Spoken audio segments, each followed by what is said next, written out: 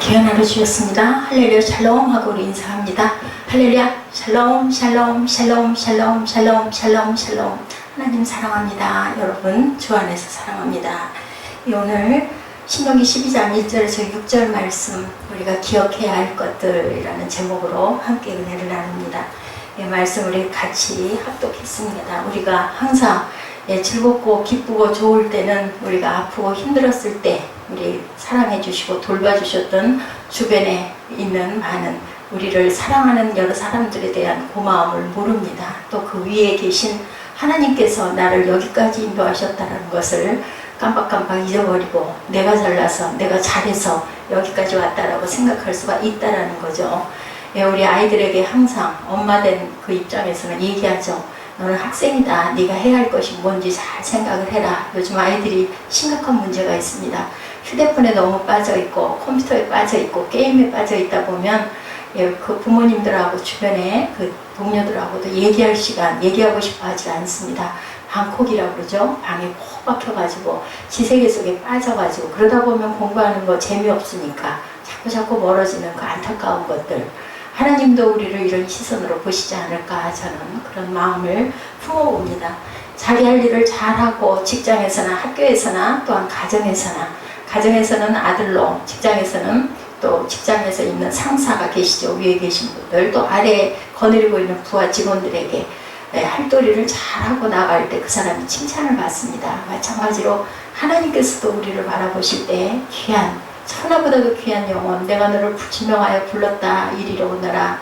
그래서 하나님을 예배하고 경배하고 하나님 말씀 속에서 감사하고 사는 그런 하나님의 자녀들을 하나님께서는 기뻐하신다. 그렇지 못했을 때, 내가 내 마음대로 잘나서 내가 잘해서 그렇다라고 여길 때 아버지 마음이 얼마나 아프실까. 저는 아이를 자꾸 그죠, 훈계하고, 또 때로는 또 체벌을 하기도 하고, 또 때로는 제가 제 혈기를 자꾸 부리기도 하고 할 때 마음이 아픕니다. 내 아버지가 나는 더 형편이 없을 텐데, 그런데도 잠잠히 바라보시는데, 나는 아이에게 내 감정이 치우쳐서 너무 높은 소리로, 참 제가 들어도 제 얼굴 모습 만약에 거울로 본다면 얼마나 부끄러울까인데, 그러고 나면 마음이 아픕니다.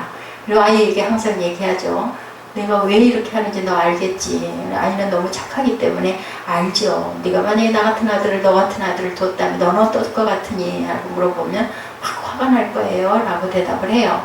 나중에 잠자고 있는 모습이나 가끔 때로 웃으면서 얘기하는 모습을 보면서, 아유 내 아들인데 내가 참 너무 심했구나, 이런 생각이 듭니다. 아버지도 아마 그런 긍휼한 모습으로 우리를 항상 또 바라보시고 또 기다리시고, 그리고 또 기회를 주시고, 가끔 때로는 회초리로 가끔 연단과 또한 아픔과 고통을 주시면서 깨달아라, 돌이켜라, 기억해라 라고 말씀하시는 것이 오늘 본문의 말씀과 같은 내용이 아닐까, 저는 그렇게 생각을 해봅니다. 신명기 8장 1절에 내가 오늘날 명하는 모든 명령을 너희는 지켜 행하라. 그리하면 너희가 살고 번성하고 야훼께서 너희 열조에게 맹세하신 땅에 들어가서 그것을 얻으리라. 이렇게 계속 말씀을 하셨어요. 그것을 지금 모세는 그때를 기억하라고 얘기합니다. 이제는 내가 너희들과 함께 가나안에 들어갈 수 없을 건데, 너희들 내가 없더라도 꼭 잊지 말고, 내가 있을 때 하나님께 불순종해서 그 짧게 갈 수 있는 길을 40여 년을 돌아서 가나안에 들어가는 그런 일이, 다시는 또 가나안에 들어가서도 그런 일이 반복돼서는 안 될 것이다 하고 계속 말씀하죠. 쉐마 이스라엘아, 들어라, 너희들 알아라, 그리고 깨달아라 라고 말씀을 합니다. 은혜 받고 복을 받고 높아지면, 우리가 어렵고 힘들었을 때, 고난의 때 눈물을 흘리며 기도하며 하나님께 서원했던 것들을 잊어버릴 때가 너무나 많다. 이런 교만을 범해서는 너희가 복을 받을 수 없다라고 오늘도 말씀을 합니다. 하나님의 뜻대로 살지 않고 내 마음대로 살아가지고는 하나님께서 우리에게 귀한 은혜를 끼쳐 주실 수가 없습니다. 귀한 은혜를 항상 주십니다. 근데 그것을 우리는 깨닫지 못하죠. 내가 있는 자리가 복되다라는 걸 생각하지 못하고, 항상 사람의 문제는 더더더더 어디가 행복 있나 하고 찾고, 또 가보면 그거 아니고 산 넘어 있다라는 그런 시기가 생각이 납니다. 그러면서도 우리는 끊임없이 그런 그 잘못을 저지릅니다. 왜냐하면 욕망이 그것을 제어하지 못하고 한없이 자꾸 높아지기를 원하는 거죠. 하나님의 영광을 위하고 우리가 하나님의 뜻과 하나님께 감사하는 마음. 이제 또 얼마 안 있으면 추수감사절이 돌아오네요. 중추절이 또 우리 민속명절인 중추절이 이 돌아오는 주중에 있습니다. 그런데 우리가 먼저 감사할 것은 햇빛을 주시고 비를 주시고 공기를 주시고 바람을 주시는 하나님께 감사할 줄 알아야 되겠다. 그래서 보니 신명기 8장 2절에도 내 하나님 야훼께서 이 40년 동안에 너로 광야의 길을 걷게 하신 것을 기억하라. 왜 이렇게 광야의 길을 걷게 하셨을까요? 넘치는 풍요가 방종과 불순종 하나님을 잊어버리고 떠나고 너희가 교만했기 때문이다. 돈을 사랑하고 자기만을 사랑하는 이기적인 세상과 이기적인 사회가 되었지 않느냐라고 말씀합니다. 우리가 항상 조심할 것, 너를 낮추시는 하나님께 항상 순종할 줄 알아야 된다. 하나님은 교만한 자를 물리치시고 겸손한 자에게 항상 은혜를 주신다라는 것. 저는 늘 아들을 보면서 생각합니다. 무슨 얘기를 하고 지적을 할 때 항상 그저 이유가 있어요. 항상 핑계가 있어요. 내가 그래서 그런 게 아니라 이런 일 때문에. 근데 저는 그걸 아주 똑떨어지게 저한테 설명을 했다고 생각을 하지만 듣는 저는 화가 납니다. 너는 네가 잘못한 걸 아무것도 모르니? 너는 항상 그렇게 이유가 있고 핑계가 있고 나는 아니야? 그렇게 제가 얘기를 하죠. 이 음성이 하나님의 음성은 아닐까. 그래서 저는 저에게 이렇게 되묻곤 합니다. 이쁘지 않거든요. 그럴 때 보면 잘못했어요 하고 얘기를 하면 오히려 할 말이 없어져요. 본인이 잘못했다라는데 그래 그럼 다음에는 그렇게 하지 마 하고 끝날 것을 계속 이유와 핑계를 대고 가다 보면 얘기를 하다 보면 얘기가 다툼이 되고 싸움이 되는 것. 그렇게 되게 되죠. 이런 것처럼 우리가 항상 내가 잘못한 부분의 것을 먼저 생각하고 회개를 그리고 회복을 할 줄 아는 저와 여러분 되시기를 주님의 이름으로 축복합니다. 신명기 8장 16절에도 내 열자도 알지 못하던 만나를 광야에서 내게 먹이셨나니 이는 다 너를 낮추시며 너를 시험하사 마침내 내게 복을 주려 하심이니라. 겸손하게 하시고 낮으신 그릇에게 복을 주기를 원한다라고 계속 말씀합니다. 천국 가는 길은 넓은 길이 아니라 좁은 길이라고 하죠.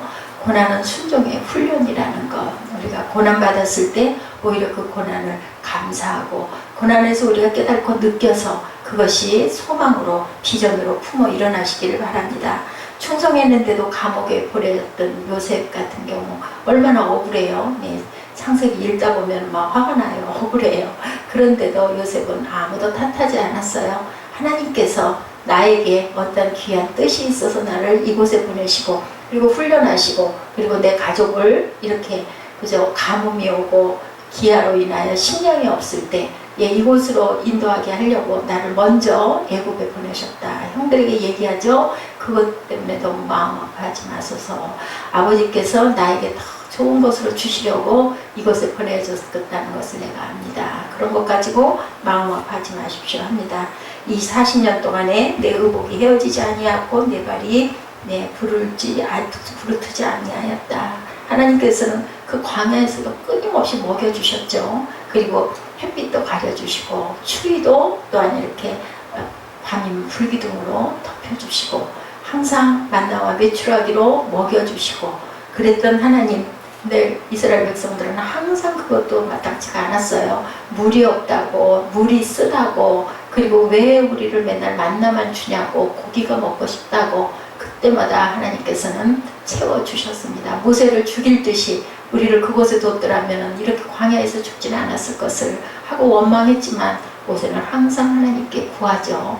오죽하면 그 민족을 다 멸해버리리라 했을 때 모세는 얘기합니다. 나를 생명책에서 지워져 버리게 해달라고. 내가 그러면 내가 이렇게 있지 않겠다고 이렇게 하나님께 약간의 협박을 할 정도로 모세는 늘 나를 핍박했던 자들을 위해서 기도했던 모습을 봅니다. 우리도 그런 모습으로 주변의 이웃을 내 가족을 품을 줄 알아야겠습니다. 고난 후에 받을 축복에 대한 것을 우리가 깊이 생각할 줄 알아야 된다. 풍부하고 아름다운 기업을 우리에게 주시는 그런 하나님이라는 것을 우리가 깨달아야 되겠죠. 그래서 눈물의 빵을 먹어보지 않은 사람은 밥맛이 정말 꿀맛인 걸 모릅니다. 배가 고팠을 때 어때요? 반찬이 없어도 저는 그렇던데요. 반찬이 없어도 밥을 막 해가지고 떠서 그 맨밥을 먹으면 얼마나 맛있고 단지 몰라요. 뭐 반찬이 있든 말든 뭐 김치 국물 하나만 조금 이렇게 간으로 찍어 먹어도 맛이 있습니다. 진주 성찬이 필요가 없죠. 이런 것처럼 우리는 항상 늘 감사해야 된다. 고난을 통해서 우리는 겸손하고 하나님의 말씀에 순종하고 감사하면서 받은 다시 복 주신 하나님을 우리가 기억하고 생각하고 이웃을 사랑하는 저와 여러분 되셔서 이 9월달이 정말 한과에만 같아라 라는 그러한 우리 민속의 얘기가 있습니다. 정말 춥지도 덥지도 않고 시원하고 서늘한 바람이 우리를 그 여름에 더운 땀을 식혀주는 그런 하나님의 은혜를 깊이 생각하고 또한 들에는 오곡백화가 무르익죠. 무엇으로? 햇빛으로. 아무리 농부가 거름을 주고 아무리 농부가 그죠 거기 피를 뽑아주고 돌본다 하더라도 공기가 없고 물이 없고 햇빛이 없다면 열매는 익을 수가 없습니다. 이것은 우리가 할 수 있는 것이 아닙니다. 아무리 돈이 많아도 아무리 과학이 발달해도 하나님이 주신 자연 바람과 에어컨 저도 쐬고 있습니다만은 에어컨 너무 쐬면 냉방병 걸리죠. 근데 들에 나가서 아니면은 산에 올라가서 그 바람을 쏘였을 때 절대로 아무런 해가 없어요. 햇빛도 주시고 공기도 주시고 그리고 또한 저희들에게 이렇게 항상 신선한 그 음식을 주시는 하나님의 은혜를 깊이 생각하는 저와 여러분 되시기를 주님의 이름으로 축복합니다. 기도하시겠습니다.